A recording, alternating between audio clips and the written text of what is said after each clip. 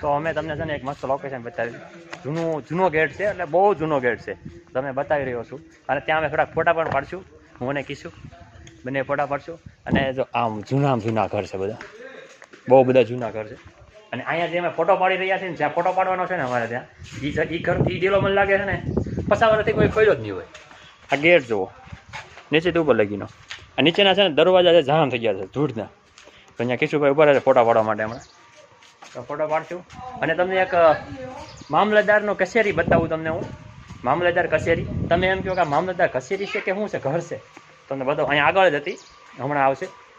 મામલતદાર કચેરીનો નકશો આખો છે એમ લાગે. પહેલાં અમને અત્યારે તો આપણે સારી મામલતદાર કચેરી થઈ ગઈ છે. પહેલાંની કચેરી તમે જો મામલતદાર કેવી કચેરી છે, અહીં લખેલું છે મામલતદાર કચેરી ઓફિસ, જોઈ લો.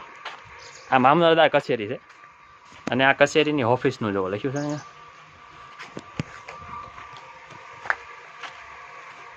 તમે પછી બતાવવા લાવ્યો છો આ વલ્વેશ્વર મહાદેવ મંદિર.